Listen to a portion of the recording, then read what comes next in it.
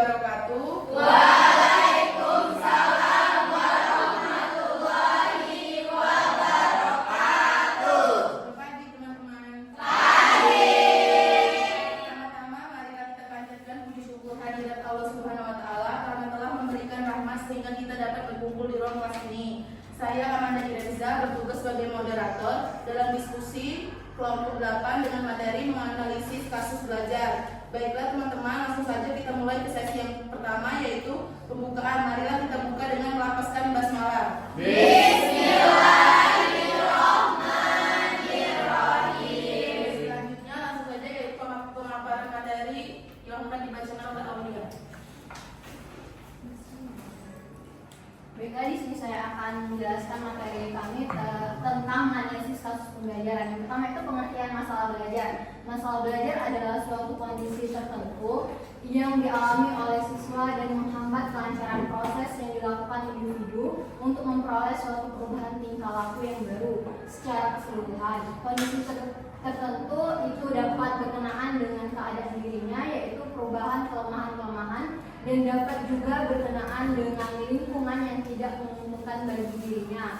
Selanjutnya akan dijelaskan oleh Baiklah teman-teman, jadi di setiap proses belajar dan pembelajaran itu pasti kita akan menemui kasus-kasus atau masalah-masalah dalam proses pembelajarannya. Jadi masalah itu ada jenis-jenisnya. Jadi jenis-jenis masalah dalam pembelajaran itu yang pertama ada berkurangnya motivasi para peserta didik untuk belajar atau berpartisipasi di dalam belajar. Yang kedua itu ada semakin banyak siswa yang membolos pada saat jam pelajaran dimulai. Ketiga, pada zaman yang berkembang ini juga banyak sekali perkelahian yang muncul di kalangan antar pelajar. Dan yang keempat itu prestasi siswa yang semakin rendah dan mengalami kemerosotan nilai. Yang kelima, semakin menipisnya etika dan kesopanan di dalam belajar. Setiap masalah ini ada faktor-faktornya yang mempengaruhi kenapa sih bisa timbul permasalahan seperti ini. Nah, faktor-faktor itu akan dijelaskan oleh Dini Rosalina. Kepada Dini saya persilakan. Baiklah, selanjutnya ada faktor-faktor penyebab masalah-masalah dalam belajar. Yang pertama ada faktor yang bersumber dari diri pribadi atau internal.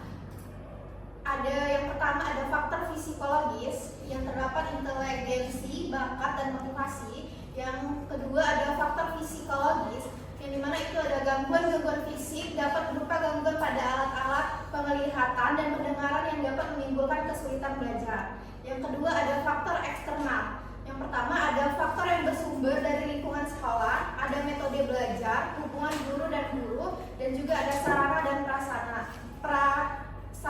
Yang kedua ada faktor keluarga. Terdapat keadaan ekonomi keluarga, hubungan antara sesama anggota keluarga, dan tuntutan dari orang tua. Yang ketiga ada faktor lingkungan masyarakat, yaitu faktor yang bersumber dari lingkungan masyarakat yang dapat menimbulkan kesulitan belajar adalah media cetak, komik, buku-buku pornografi, media elektronik, TV, VCD, video, PlayStation, dan sebagainya. Selanjutnya adalah langkah-langkah pemecahan masalah-masalah dalam pembelajaran. Menurut Pak Yitno, masalah pembelajaran siswa dapat dientaskan melalui yang pertama ada pengajaran perbaikan, yang kedua program pengayaan, yang ketiga peningkatan motivasi belajar, yang keempat pengembangan sikap dan kebiasaan belajar yang baik, dan yang terakhir adalah layanan konseling individual.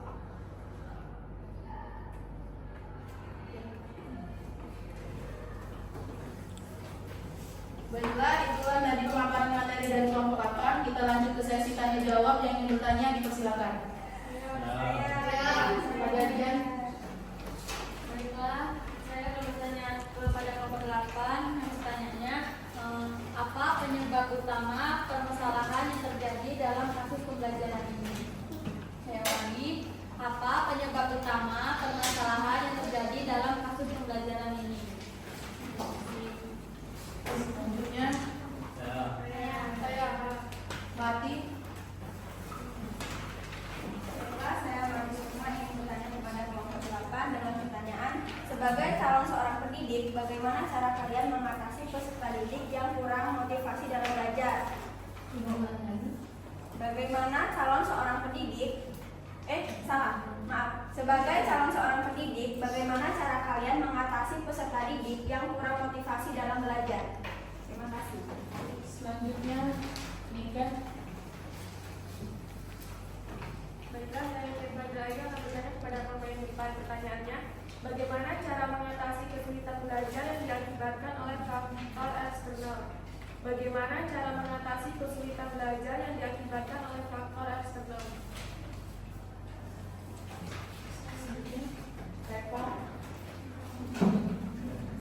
Baiklah, saya mulai dari ini bertanya kepada Bapak depan. Apa saja faktor internal, contohnya motivasi peserta didik, kompetensi guru, materi pembelajaran yang mendukung atau menghambat proses pembelajaran? Selanjutnya, Baiklah, saya dari kelompok 1 ingin bertanya kepada kelompok 8 yang tentang apakah ada kebutuhan khusus atau hambatan yang mempengaruhi proses belajar siswa.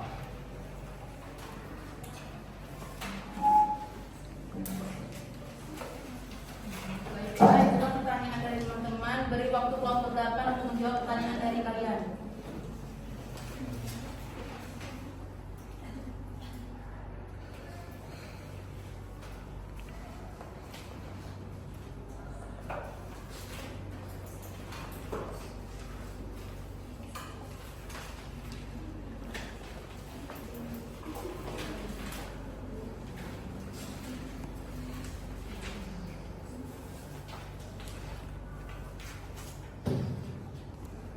Baiklah, pertanyaan dari Dian tadi akan dijawab oleh Hana.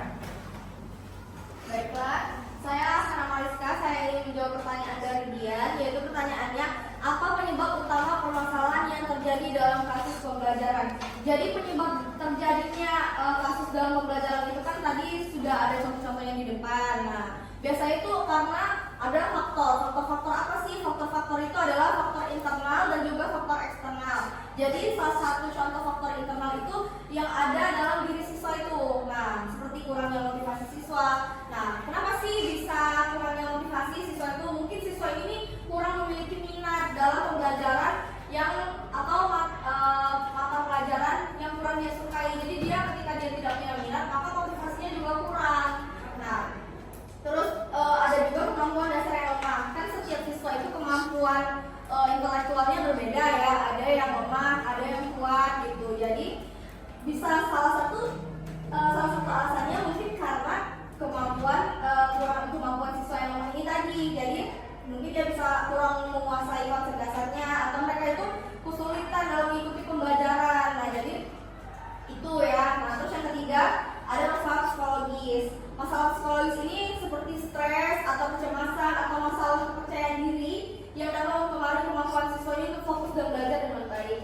Misalnya ada siswa yang kurang percaya diri dengan dirinya sendiri, maka ketika dalam proses pembelajaran itu dia menjadi kurang gitu ya. Seperti kalau saya kurang percaya diri pasti kurang juga motivasinya, biasanya seperti itu ya. Terus juga ada gaya belajar yang tidak terpenuhi. Kan setiap siswa itu gaya belajarnya berbeda-beda ya. Ada yang pakai audio kayak auditory, ada juga yang kinestetik. Nah, salah satu alasannya mungkin karena gaya belajarnya ini yang tidak terpenuhi gitu. Mungkin dia itu lebih ke auditori tapi diajarinya dia praktek, jadi dia agak kurang mungkin ya gitu. Terus untuk faktor eksternal mungkin karena kondisi lingkungan belajarnya yang tidak mendukung. Nah, seperti apa? Seperti mungkin lingkungannya itu berisik, tidak nyaman, panas. Kan kalau seperti ini kira-kira nyaman nggak kalau pakai AC? Ada AC terus panas, kalian nyaman nggak? Itu salah satu faktor eksternal yang bisa menjadi salah satu kasus dalam pembelajaran ya. Terus yang kedua, keterbatasan fasilitas. Mungkin kalau misalnya nggak ada infokus ini, kita akan kurang fasilitas ya dalam pembelajaran. Kan kalau ada infokus ini kita bisa menampilkan materinya di depan, jadi kalian bisa lihat langsung. Lalu selanjutnya itu adalah metode pengajaran yang tidak efektif. Nah, guru ini yang tidak menggunakan metode inovatif atau tidak memperhatikan kebutuhan individu siswanya, ini dapat membuat pembelajarannya kurang efektif. Jadi mungkin gurunya itu terlalu monoton ya, atau ada guru yang menggunakan metode ceramah. Nah, sedangkan anak ini tadi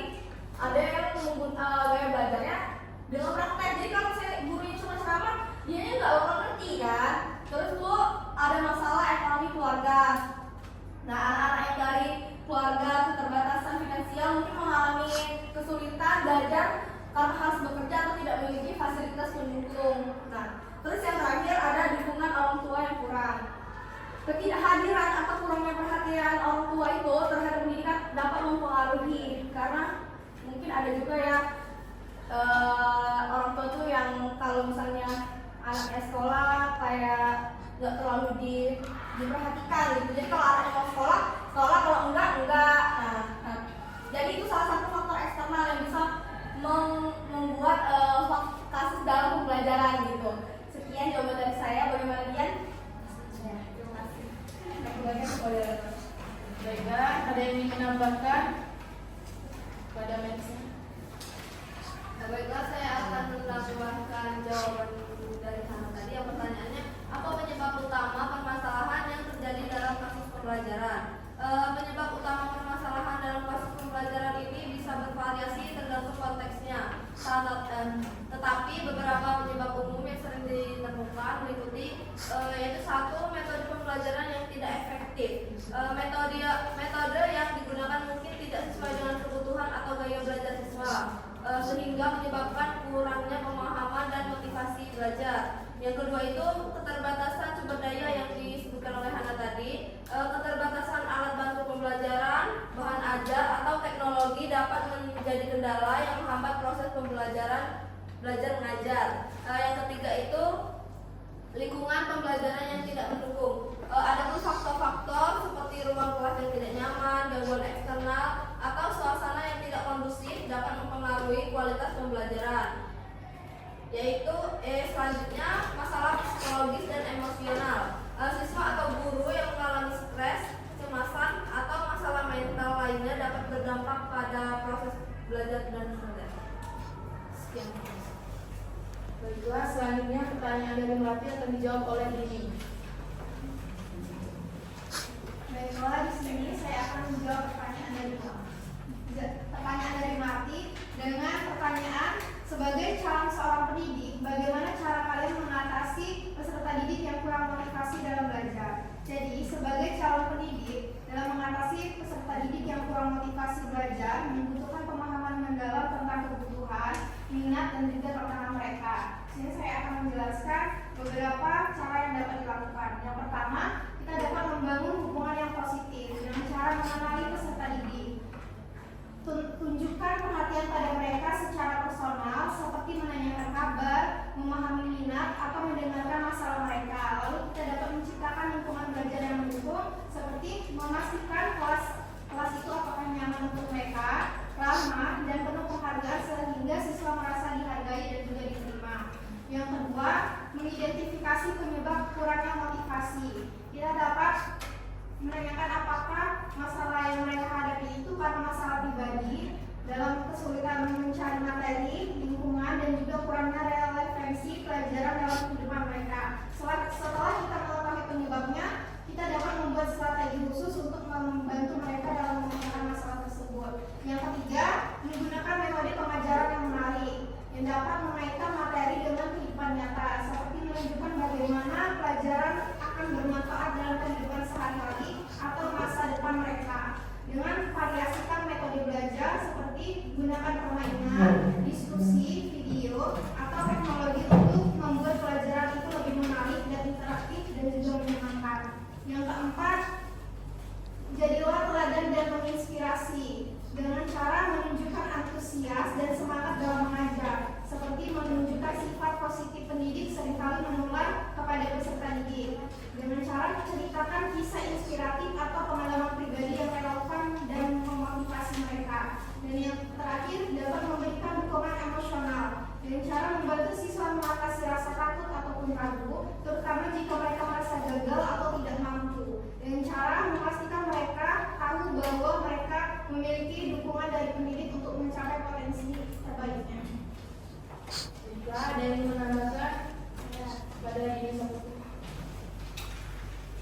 Baiklah, saya ingin Putri. Di sini saya ingin menambah jawaban dari pertanyaan dengan pertanyaan, sebagai calon pendidik, bagaimana cara kalian mengatasi peserta didik yang kurang motivasi dalam belajar? Jadi untuk mengatasi peserta didik yang kurang motivasi dalam belajar, yaitu ada beberapa langkah yang dapat kita terapkan. Yang pertama itu menggunakan metode pembelajaran yang menarik. Terapkan metode yang bervariasi seperti permainan edukatif, diskusi kelompok, atau teknologi interaktif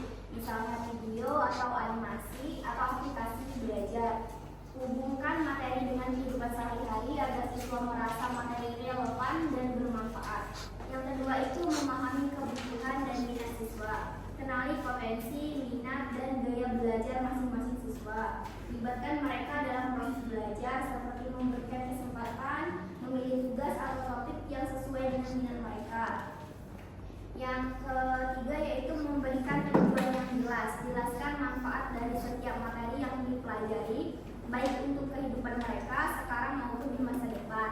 Dorong siswa untuk menetapkan tujuan belajar pribadi yang dapat dicapai. Yang keempat itu melibatkan orang tua dan lingkungan sekitar. Ajak orang tua untuk memberikan dukungan positif di rumah. Bangun kerjasama dengan masyarakat atau komunitas yang dapat mendukung motivasi belajar. Dengan pendekatan yang tepat dan konsisten, motivasi siswa dapat ditingkatkan sehingga mereka lebih bersemangat dalam belajar. Mungkin itu saja tambahan dari saya. Terima kasih.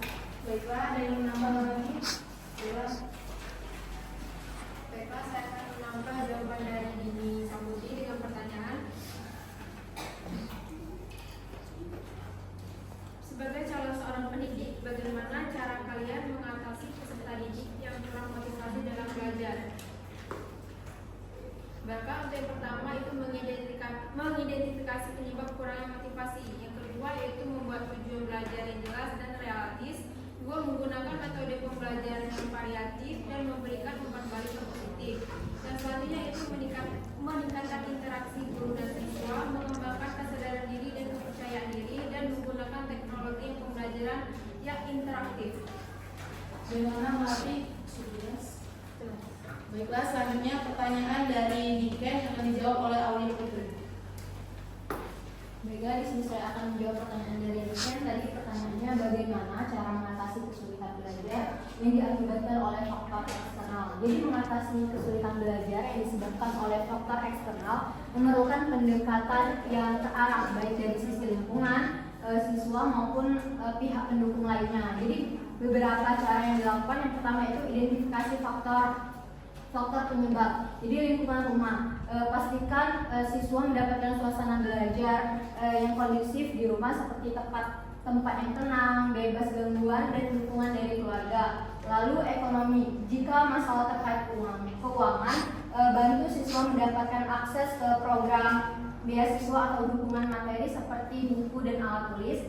Lalu sosial, pantau interaksi siswa dengan teman sebaya karena perundungan atau tekanan sosial dapat mempengaruhi semangat belajar. Dan yang kedua itu membangun dukungan lingkungan. Yang pertama itu komunikasi dengan orang tua. Libatkan orang tua untuk memahami pentingnya dukungan mereka untuk menciptakan lingkungan belajar yang positif. Dan yang kedua yaitu kerjasama dengan masyarakat. Dorong komunitas sekitar untuk membantu siswa, misalnya melalui program belajar kelompok atau fasilitas perpustakaan umum. Dan yang ketiga yaitu atur strategi belajar yang fleksibel. Yang pertama itu mendukung individual. Setiap siswa memberikan tantangan yang unik, jadi sesuaikan metode pembelajaran dengan kebutuhan mereka. Dan yang kedua yaitu belajar di sekolah. Sediakan ruang atau waktu tambahan di sekolah untuk belajar, misalnya remedial atau kelas tambahan. Lalu yang terakhir yaitu penguatan mental dan motivasi. Berikan konseling kepada siswa untuk membantu mereka mengolah stres atau tekanan yang muncul dari faktor eksternal. Motivasi mereka dengan apresiasi atas usaha dan kemajuan yang telah dicapai. Juga ada saya tetap diri, di sini saya ingin menambahkan jawaban dari pertanyaan yang tadi. Oke, di pertanyaannya bagaimana cara mengatasi kesulitan belajar yang diakibatkan oleh faktor eksternal. Mengatasi kesulitan belajar akibat faktor eksternal membutuhkan pemahaman terhadap kondisi peserta didik serta dukungan yang menyeluruh dari berbagai pihak. Beberapa yang dapat dilakukan yaitu yang pertama mengidentifikasi sumber masalah. Faktor eksternal seperti lingkungan, keluarga, ekonomi pergaulan, atau lingkungan sekolah bisa menjadi penyebab utama. Memahami sumber masalah adalah langkah awal untuk mencari solusi yang tepat. Lalu yang kedua yaitu menciptakan lingkungan sekolah yang kondusif. Ciptakan lingkungan kelas yang aman, nyaman, dan bebas dari intimidasi atau bullying. Berikan dukungan sosial kepada peserta didik seperti membentuk kelompok belajar atau pendampingan teman sebaya untuk membantu mereka memahami materi. Lalu yang ketiga itu memberikan dukungan psikologis. Jika kesulitan belajar dipengaruhi oleh masalah mental atau emosional, misalnya tekanan dari keluarga atau masalah pergaulan, pertimbangkan untuk melibatkan konselor sekolah atau tenaga profesional. Berikan dorongan dan motivasi agar peserta didik tidak merasa sendirian dalam menghadapi kesulitannya. Lalu terakhir yaitu menyediakan bantuan ekonomi atau akses sumber belajar untuk peserta didik yang menghadapi kesulitan karena faktor ekonomi seperti keterbatasan buku atau teknologi sekolah, dapat menyediakan program pinjaman buku gratis atau akses perpustakaan. Lalu mengusahakan bantuan beasiswa atau program bantuan belajar bagi peserta didik yang membutuhkan, dan mendorong penggunaan bahan ajar digital yang mudah diakses. Sekian, terima kasih. Setelah ada yang menambahkan lagi?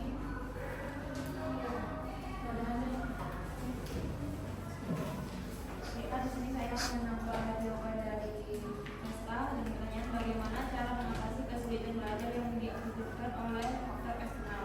Nah, identifikasi faktor-faktor tersebut terlebih dahulu seperti lingkungan keluarga yang tidak mendukung, gangguan sosial atau keterbatasan fasilitas. Nah, caranya yang pertama yaitu menyediakan dukungan sosial atau bimbingan baik dari keluarga, teman atau mentor atau guru juga. Yang kedua yaitu menyediakan ruang belajar yang nyaman dan tenang. Yang selanjutnya yang ketiga menjalani komunikasi yang baik dengan orang tua atau pihak terkait untuk mencari solusi bersama. Dan yang terakhir yang keempat yaitu menggunakan teknologi atau sumber daya lain yang dapat membantu siswa belajar secara mandiri. Mungkin itu saja. Baiklah, selanjutnya pertanyaan dari Reva akan dijawab oleh Hana Mariska. Baiklah, saya akan menjawab pertanyaan dari Reva, yaitu pertanyaannya adalah apa saja faktor internal, contohnya seperti motivasi peserta didik atau kompetensi guru ataupun materi pembelajaran yang mendukung atau menghambat proses pembelajaran. Nah, seperti yang sudah saya sebutkan tadi, bahwa penghambat proses pembelajaran sudah saya sebutkan ya, ada faktor internal dan juga ada faktor eksternal. Nah, ada faktor internal yang mempengaruhi proses pembelajaran dapat mendukung dan juga menghambat keberhasilan kegiatan belajar mengajar. Yang tadi disebutkan contohnya adalah motivasi peserta didik, kompetensi guru, dan materi pembelajaran. Kalau faktor internalnya ya, yang saya bahas ini internal, motivasi peserta didik itu faktor pendukungnya adalah motivasi intrinsik atau motivasi ekstrinsik. Jadi motivasi intrinsik ini peserta didik yang memiliki minat dan rasa ingin tahu terhadap pembelajaran cenderung lebih aktif, disiplin, dan bersemangat. Nah, terus kalau yang motivasi ekstrinsik itu dukungan berupa pujian, penghargaan, atau nilai baik dapat meningkatkan semangat belajar. Jadi itu adalah faktor yang mendukung proses pembelajaran dari faktor internal seperti motivasi intrinsik dan motivasi ekstrinsik. Kalau untuk penghambatnya adalah kurang motivasi karena rasa bosan, karena ketidakrelevannya materi, atau rasa percaya diri membuat peserta didik ini kurang berpartisipasi seperti yang saya sebutkan tadi ketika saya menjawab pertanyaannya. Nah, yang kedua kompetensi guru. Jadi ada faktor pendukungnya nih. Nah, kalau guru itu guru yang bisa menguasai materi, memahami psikologi peserta didik, serta mampu menerapkan metode pengajaran yang variatif akan menciptakan proses pembelajaran yang efektif. Nah, itu adalah faktor pendukungnya. Kalau faktor penghambatnya adalah guru yang kurang kompeten atau monoton dalam menyampaikan materi, dapat membuat siswa kehilangan fokus atau bosan. Nah, jadi kalau misalnya gurunya monoton, itu akan membuat siswa itu jadi merasa bosan, sehingga itu bisa jadi salah satu alasan menghambat proses pembelajaran. Yang ketiga yaitu materi pembelajaran. Kalau faktor pendukungnya yaitu karena materinya mungkin yang relevan, menarik, dan juga sesuai dengan kebutuhan siswa, akan memotivasi mereka itu untuk belajar lebih giat. Nah, penyajian materi yang inovatif, interaktif, atau menggunakan teknologi dapat mempermudah pemahaman siswa ya. Menurut saya faktor. Terus ada faktor penghambatnya. Nah, kalau faktor penghambatnya ini karena materinya itu yang terlalu sulit. Nah, tidak sesuai dengan tingkat kemampuan siswanya.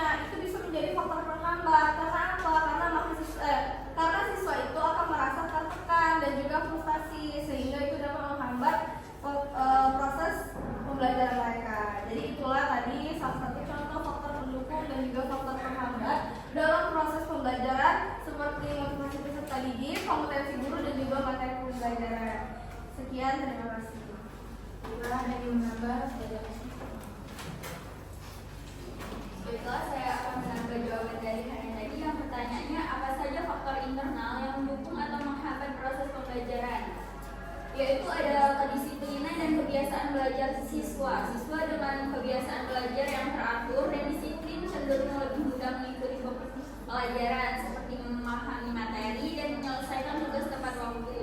Ini juga dapat meningkatkan hasil belajar secara keseluruhan. Faktor penghambatnya yaitu kebiasaan belajar yang buruk seperti menunda-tunda atau belajar secara asal-asalan dapat mengurangi efektivitas pembelajaran dan menurunkan prestasi akademis. Selanjutnya yaitu ada interaksi antara guru dan siswa. Faktor mendukungnya yaitu hubungan yang baik dan interaksi yang positif antara guru dan siswa dapat menciptakan suasana belajar yang nyaman dan mendukung.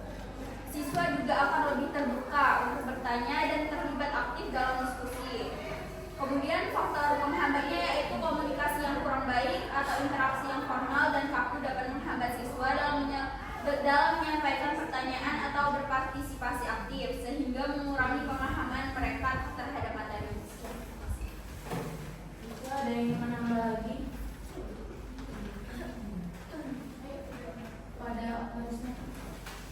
Dengan saya menambah jawaban dari Yelestia dengan pertanyaan apa saja faktor internal, contohnya motivasi peserta didik, kompetensi guru, materi pembelajaran yang mendukung atau menghambat proses pembelajaran.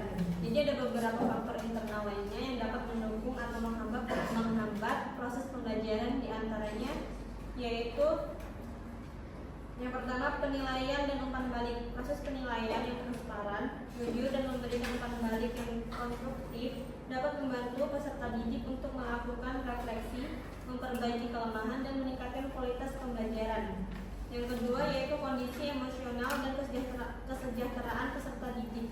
Kondisi emosional yang stabil dan kesejahteraan peserta didik yang terjaga juga memainkan peran penting dalam proses pembelajaran. Yang ketiga, keterlibatan peserta didik dalam pembelajaran. Peserta didik yang aktif terlibat dalam proses pembelajaran seperti bertanya, berdiskusi, dan melakukan latihan mandiri cenderung lebih aktif dan memahami materi pembelajaran. Yang keempat, sikap dan persepsi peserta didik terhadap materi pembelajaran. Sikap yang positif dan persepsi yang baik terhadap materi pembelajaran dapat memotivasi peserta didik untuk belajar dengan lebih baik. Dan yang kelima, ada kompetensi guru, kemampuan, pengetahuan, dan keterampilan guru yang menyampaikan materi pembelajaran, mengelola kelas, dan memberikan bimbingan kepada peserta didik juga mempengaruhi proses pembelajaran. Baiklah, selanjutnya pertanyaan dari Firmas akan dijawab oleh Dini Rosalina. Baiklah, saya akan menjawab pertanyaan dari Firmas dengan pertanyaan, apakah ada kebutuhan khusus atau hambatan yang mempengaruhi proses belajar siswa? Jadi, dalam kebutuhan khusus atau hambatan yang mempengaruhi proses belajar siswa itu dapat bervariasi sesuai kebutuhan individu. Yang pertama itu saya akan menjelaskan dalam kebutuhan khusus. Yang pertama ada siswa dengan disabilitas fisik, seperti gangguan penglihatan, pendengaran, atau keterbatasan mobilitas yang dapat memerlukan fasilitas dan juga metode belajar yang disesuaikan seperti alat bantu dengar atau aksesibilitas fisik. Yang kedua, kesulitan belajar spesifik, misalnya disleksia, disgrafia, atau diskalkulia yang mempengaruhi kemampuan membaca, menulis, atau berhitung. Yang ketiga, adanya gangguan konsentrasi, seperti ADHD atau gangguan lain yang membuat siswa sulit fokus dalam proses pembelajaran. Yang keempat, adanya masalah emosional atau sosial, yang dimana siswa dengan trauma atau masalah psikologis yang membutuhkan dukungan konseling. Selanjutnya, hambatan umum yang mempengaruhi proses belajar. Yang pertama ada kondisi lingkungan, di mana lingkungan rumah atau sekolah yang tidak kondusif seperti kebisingan, konflik keluarga atau teman sebaya yang kurang mendukung. Yang kedua, keterbatasan fasilitas, tidak tersedianya alat bantu belajar seperti buku, komputer, atau akses internet. Yang ketiga, pengajaran yang kurang variatif. Guru yang kurang inovatif atau materi yang tidak sesuai dengan kebutuhan siswa dapat menghambat proses belajar. Yang keempat, kendala bahasa, terutama pada siswa yang belajar di lingkungan dengan bahasa pengantar berbeda dari bahasa ibu mereka. Yang kelima, masalah kesehatan.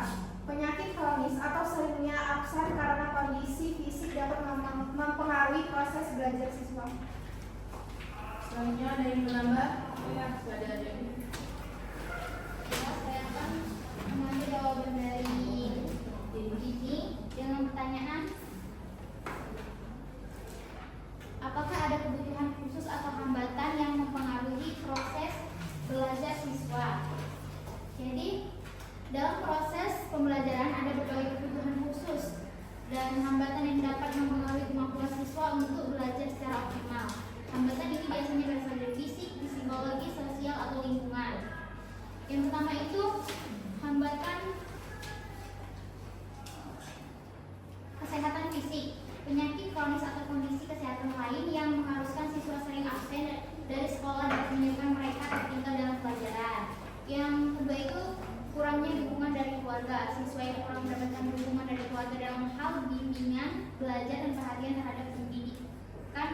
mungkin mengalami kesulitan dalam memotivasi diri sendiri dan mengatasi masalah belajar.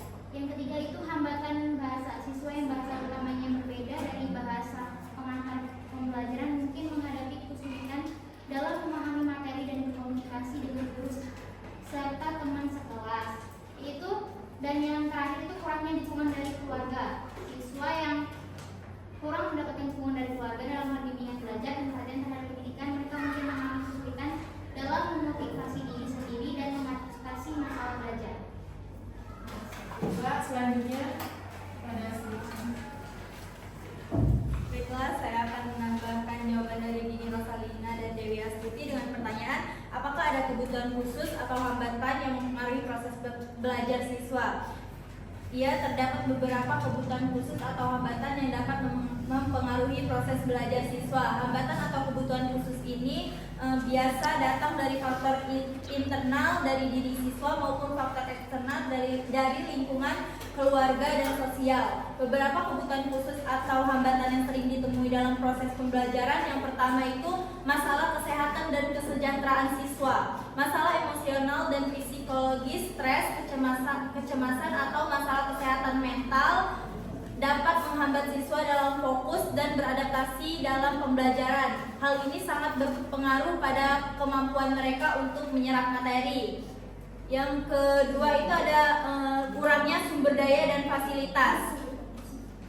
Kurangnya buku, teknologi atau fasilitas yang memadai dapat menghambat siswa dalam mengakses materi pembelajaran dengan optimal. Siswa yang tidak memiliki akses internet atau perangkat teknologi, misalnya mungkin ketinggal dalam tugas atau pembelajaran online. Yang ketiga yaitu kurangnya keterampilan manajemen diri pada siswa. Siswa yang kesulitan mengatur waktu atau mengolah tugas, mereka mungkin merasa kewalahan yang mengarah gangguan eksternal seperti suara bising di sekitar mereka dan menghambat proses pembelajaran mereka. Yang kelima yaitu keterbatasan metode pembelajaran. Kurangnya inovasi dalam belajar, terlalu kaku atau tidak bervariasi dapat menyebabkan siswa merasa bosan dan kehilangan minat tanpa menggunakan berbagai metode yang melibatkan siswa secara aktif seperti diskusi, kerja kelompok atau pembelajaran berbasis proyek.